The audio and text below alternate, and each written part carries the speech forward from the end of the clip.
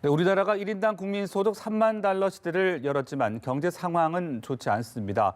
고용과 수출 부진 속에 올해 1분기 마이너스 경제 성장 성적표를 받았는데요. 문재인 정부는 집권 중반기에도 소득 주도 성장 정책 기조를 유지하는데 무엇보다 경기 살리기가 눈앞의 과제입니다. 이승국 기자의 보도입니다. 문재인 대통령은 올해 신년회 장소로 서울 여의도 중소기업 중앙회를 택했습니다. 올 한 해 경제에 집중하겠다는 의지가 담겼다는 분석입니다. 또 기업인들을 청와대로 초청해 이른바 타운홀 미팅을 갖고 최근에는 삼성전자 사업장을 직접 찾는 등 부쩍 재개와 소통을 강화하는 행보를 이어가고 있습니다. 하지만 상황은 녹록지 않습니다. 문재인 정부 첫 해 3.1%였던 경제 성장률은 지난해 2.7%로 떨어졌고 지난 1분기에는 마이너스를 기록할 정도로 경기가 어려워 올해 정부 목표치 2.6에서 2.7% 달성이 쉽지 않을 것이라는 관측이 많습니다.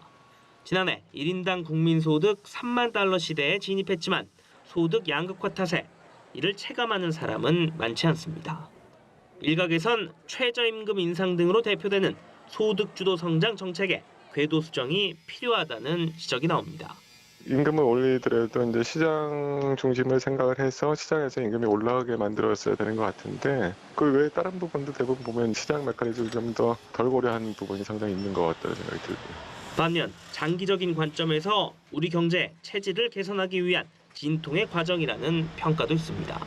한국 사회의 고령화 현상, 전통 제조업체의 경쟁력 부진 같은 이 구조적인 문제들 때문에 발생하는 것이기 때문에 저임금이 아니라 고부가가치, 기술에 의존하는 그런 경제로의 전환을 멈추어서는 안 되는 것이고 정부는 최저임금 결정구조 개편 등 일부 정책의 미세 조정과 함께 추경 등 적극적인 재정 투입, 규제 혁신을 통해 경기 살리기에 총력을 기울인다는 계획입니다.